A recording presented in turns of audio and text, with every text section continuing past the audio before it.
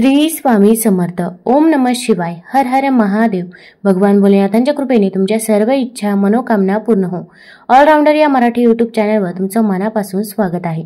उद्या आहे रक्षाबंधन, तसेच उद्या श्रावण नारळी पौर्णिमा देखील आहे आणि या दिवशी जर आपण काही उपाय केले, काही सेवा केल्या तर त्या खूप प्रभावी ठरत असतात. श्रावण महिन्यातील शुक्ल पक्षाच्या पौर्णिमेला दरवर्षी हा सण साजरा केला जातो. या दिवशी बहिणी भावाला राखी बांधतात आणि त्याच्या दीर्घायुष्याची, यशाची आणि सुरक्षिततेची प्रार्थना करतात. त्याला उत्तम आयुष्य लाभो अशी मनोकामना करतात. त्याच वेळी भाऊ देखील आपल्या बहिणीला भेटवस्तू देऊन तिला आयुष्यभर रक्षण करण्याचं वचन देतात. याचबरोबर 3 गाठी भाऊ बहिणीच्या नात्यातील प्रेम, विश्वास आणि संरक्षण या 3 मूल्यांचंही प्रतीक मानल्या जातात.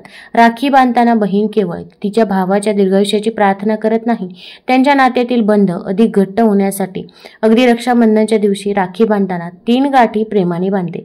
म्हणूनच राखीचे धागे फक्त एक परंपरा नसून त्यामागे बहिणीची श्रद्धा, भावना आणि नात्याचा गूढ अर्थ दडलेला असतो. राखी बांधताना आपण ज्या 3 गाठी बांधत असतो तर त्या त्रिदेव म्हणजे ब्रह्मा, विष्णू आणि महेश यांचे प्रतीक मानल्या जातात. पहिली गाठ ब्रह्मदेवांना समर्पित असते, जे सृष्टीचे निर्माते मानले जातात. या गाठीमुळे जीवनात सकारात्मकतेची सुरुवात होते. दुसरी गाठ भगवान विष्णूंना अर्पण केली जाते, जे पालन करते आहे. त्यामुळे भावाच्या रक्षणासाठी, त्यांच्या चांगल्या आरोग्यासाठी आणि समृद्धीसाठी ही गाठ बांधली जाते. तिसरी गाठ महादेवांना अर्पण असते. हे शिवशक्तीचं प्रतीक असून वाईट शक्तींपासून रक्षण आणि जीवनातील अडचणी, अडथळे हे दूर करत असतात.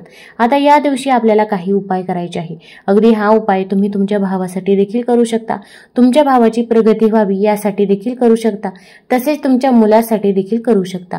प्रत्येक आईवडिलांची इच्छा असते की आपल्या मुलाची प्रगती व्हावी. मग अभ्यासात असेल किंवा नोकरीत असेल, कोणत्याही क्षेत्रामध्ये त्याने मागे राहू नये. पण पाहिजे तसं होत नाही. मुलं अभ्यास तर करतात पण त्यांना पाहिजे तसे मार्क्स मिळत नाही, किंवा त्यांच्या अभ्यासामध्ये लक्ष लागत नाही, किंवा त्यांना नोकरी मिळत नाही, किंवा ते घरामध्ये उद्धटपणे बोलतात, अगदी रागवतात, चिडतात, किंवा त्यांना वाईट व्यसन लागलेले असते, वाईट संगत देखील लागलेली असते. लहान मुलगा असेल किंवा मोठा मुलगा असेल, आपल्याला अनेक समस्या असतात. मुली असतील तरी त्यांच्याबाबत देखील समस्या असतात. अगदी विवाह जुळून येत नाही, नोकरी मिळत नाही, किंवा संतान प्राप्ती होत नाही. अशा ज्या काही मुलांबाबतच्या समस्या आहे तर त्या समस्या दूर होण्यासाठी या दिवशी कोणते उपाय करावे, कोणत्या सेवा कराव्या याचबद्दलची माहिती मी आज तुम्हाला या व्हिडिओमधून देणार आहे. तत्पूर्वी तुम्ही ऑलराऊंडर या मराठी यूट्यूब चॅनलवरती नवीन असाल तर चॅनल लाईक करा व सबस्क्राईब देखील करा. तसेच कमेंटमध्ये श्री स्वामी समर्थ किंवा हर हर महादेव लिहायला विसरू नका, की जेणेकरून आपल्याला देखील भगवान भोलेनाथांचा आशीर्वाद हा प्राप्त होईल. तसेच शेजारी नोटिफिकेशन बेल देखील प्रेस करा, जेणेकरून मी जेव्हा पण व्हिडिओ बनवेल तर तो व्हिडिओ तुम्हाला सर्वात अगोदर दिसेल. आता मी तुम्हाला सर्वात पहिल्यांदा एक उपाय सांगणार आहे. तर हा तुरटीचा उपाय आहे. तुम्ही अगदी भावासाठी, तुमच्या मुलासाठी किंवा तुमच्या पतीसाठी देखील करू शकता. जेव्हा पण आपण रक्षाबंधन साजरे करणार आहोत तर त्या अगोदर तुम्ही हा उपाय करायचा आहे. राखी बांधण्याच्या अगोदर तुम्ही हा उपाय करू शकता. तर आपल्या भावाला, मुलाला, पतीला, ज्या पण व्यक्तीला नजरबाधा झालेली असेल तर त्या व्यक्तीला आपण पाटावरती किंवा चौरंगावरती बसवायचं आहे. अगदी तुम्हाला वाटत असेल की या व्यक्तीला प्रत्येक कामामध्ये यश मिळत नाही किंवा खूप कष्ट करून, मेहनत करून कष्टाचे फळ मिळत नाही, तर अशा वेळेस देखील तुम्ही हा उपाय करू शकता. आता पूर्वेकडे किंवा पश्चिमेकडे तोंड करून बसवायचं आहे आणि एक तुरटीचा खडा आपण हातामध्ये घ्यायचा आहे. आता हा तुरटीचा खडा आपण त्या व्यक्तीवरून, मुलावरून, भावावरून किंवा पतीवरून उतरून टाकायचा आहे. 7 वेळा उतरवायचा आहे. उतरत असताना म्हणायचं आहे, माझ्या मुलाला जी काही नजरबाधा झालेली असेल, इडापिडा, दुःख, दारिद्र्य, गरिबी, संकटे, अडचणी, अडथळे माझ्या मुलाच्या मागे असतील तर ते पूर्णतः दूर होऊ दे. 7 वेळा हा तुरटीचा खडा उतरवल्यानंतर या तुरटीच्या खड्याचा आपल्याला जाळ करायचा आहे. कापूर जाळण्याचं भांड घ्या किंवा मातीची पंती घ्या. त्यामध्ये थोडेसे अखंड तांदूळ खाली टाकायचा आहे. 2 ते 3 भीमसेनी कापराच्या वड्या ठेवायच्या आहे आणि त्यावरती आपल्याला हा तुरटीचा खडा ठेवायचा आहे. आता तुरटी ही नकारात्मक ऊर्जा शोषून घेत असते, हे तुम्हा सर्वांनाच माहीत आहे.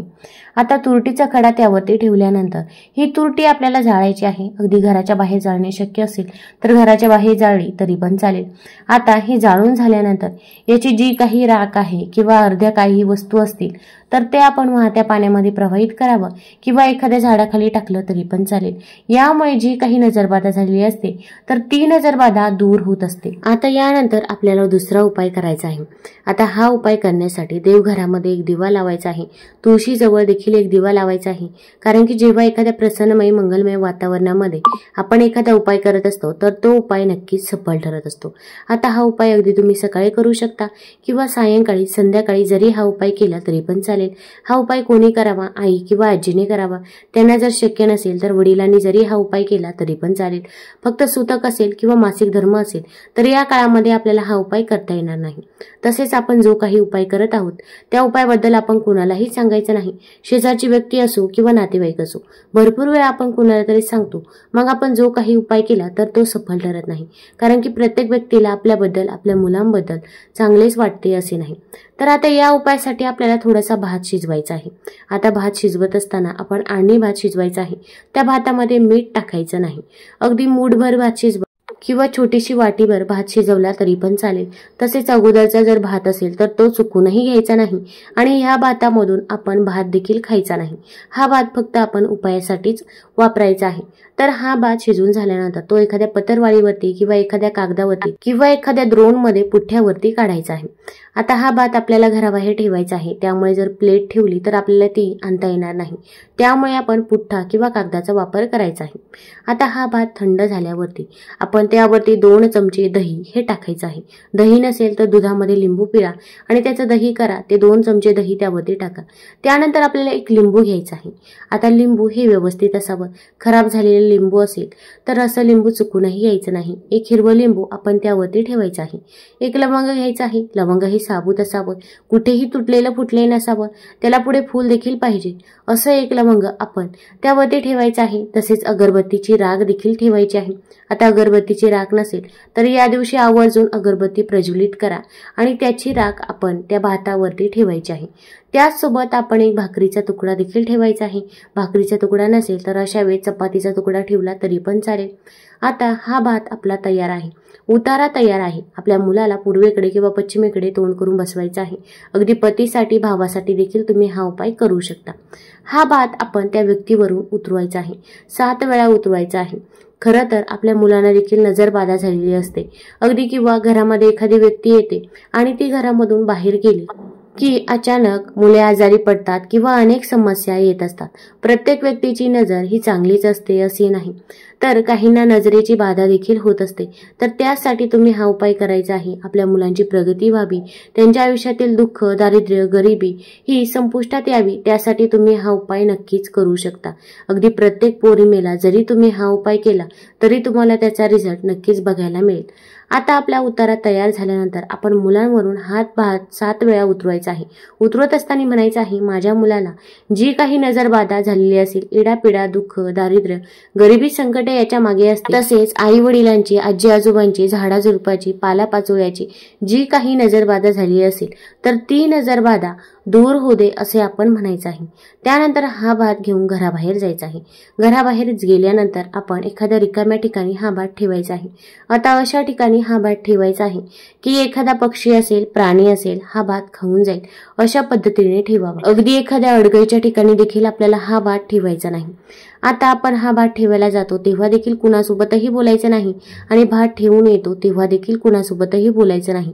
आणि हा उपाय करत असताना आपण लाजायची देखील गरज नाही, कारण की प्रत्येक व्यक्ती हा उपाय करत असते, पण कोणीही कुणाला सांगत नाही. पण प्रत्येक जण प्रत्येकाच्या मुलाच्या भविष्यासाठी हा उपाय नक्कीच करत असते.